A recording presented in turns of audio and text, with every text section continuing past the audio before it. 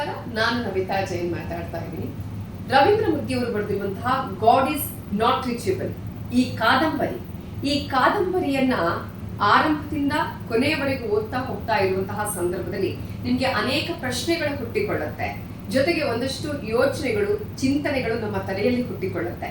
ಈ ಕಾದಂಬರಿ 1ನೇ ಪುಟದಿಂದ ಹಿಡಿದು ಕೊನೆಯ ಪುಟದವರೆಗೂ 7 ಅಧ್ಯಾಯಗಳಿದೆ. ಕೊನೆಯ ಪುಟದವರೆಗೂ ಕೂಡ ಒಂದು ಪುಟವನ್ನು ಮಿಸ್ ಮಾಡದಂಗೆ, ಒಂದು ಸೆಂಟೆನ್ಸ್ ಅನ್ನು ಮಿಸ್ ಮಾಡದ ಹಾಗೆ ನಮ್ಮನ್ನು ಓದಿಸುತ್ತಾ ಹೋಗುತ್ತೆ. ಸಸ್ಪೆನ್ಸ್ ಥ್ರಿಲ್ಲರ್ ಆಧಾರಿತ ಕಾದಂಬರಿ.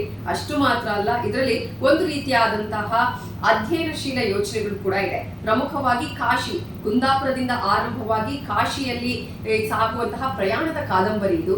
ಈ ಒಂದು ಪ್ರಯಾಣದಲ್ಲಿ ಯಾರ್ಯಾರು ಕಾಶಿಗೆ ಇನ್ನೂ ಕೂಡ ಹೋಗಿಲ್ಲ ಅಂತವರು ದಯವಿಟ್ಟು ಈ ಪುಸ್ತಕವನ್ನ ಓದಲೇಬೇಕಾದಂತಹ ಕಾದಂಬರಿ. ಯಾಕಂದ್ರೆ ಆ ಒಂದು ಪ್ರದೇಶಗಳಾಗಿರ್ಬೋದು ಅಥವಾ ಅಲ್ಲಿನ ಸ್ಥಳ ಆಗಿರ್ಬೋದು, ಅದರ ಮಹಿಮೆಗಳು, ಅದರಲ್ಲಿ ಏನೇನು ವಿಶೇಷತೆಗಳಿದೆ, ಇವೆಲ್ಲವನ್ನ ಕೂಡ ಕಾಶಿಯಲ್ಲಿನ ಅನೇಕ ಸ್ಥಳಗಳ ಬಗ್ಗೆ ಇದರಲ್ಲಿ ಮಾಹಿತಿಯನ್ನ ನೀಡಲಾಗಿದೆ.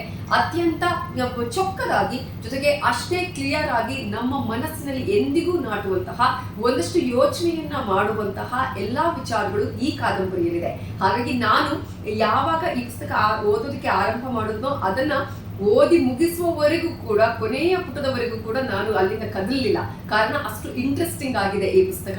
ಹಾಗಾಗಿ ಗಾಡ್ ಈಸ್ ನಾಟ್ ರೀಚಬಲ್. ಒಂದು ಪ್ರಶ್ನೆ ಇದೆ, ಗಾಡ್ ಈಸ್ ನಾಟ್ ರೀಚಬಲ್ ಅಥವಾ ನಮಗೆ ಗಾಡ್ ನಮ್ಮನ್ನ ಇಲ್ಲಿ ಸಿಗ್ತಾರ? ನಮಗೆ ಗೌತಮನ ಒಂದು ಪ್ರಯಾಣ ಆಗಿರ್ಬೋದು, ಹಲ್ಲಿ ಆಗಿರ್ಬೋದು, ಆತನ ತಾಯಿಯ ಹುಡುಕಾಟ ಆಗಿರ್ಬೋದು, ಇವೆಲ್ಲವೂ ಅತ್ಯಂತ ಅಚ್ಚುಕಟ್ಟಾಗಿ ಈ ಪುಸ್ತಕದಲ್ಲಿ ತನ್ನ ಕಾದಂಬರಿಯ ಮೂಲಕ ಹೇಳಿದ್ದಾರೆ ರವೀಂದ್ರ ಮುದ್ದಿ ಅವರು. ಹಾಗಾಗಿ ಈ ಒಂದು ಕಾದಂಬರಿಯನ್ನ ನೀವು ಕೂಡ ಓದಿ, ನಿಮ್ಗೂ ಕೂಡ ಇಂತಹದ್ದೇ ಒಂದು ಅನುಭವ ಆಗಬಹುದು.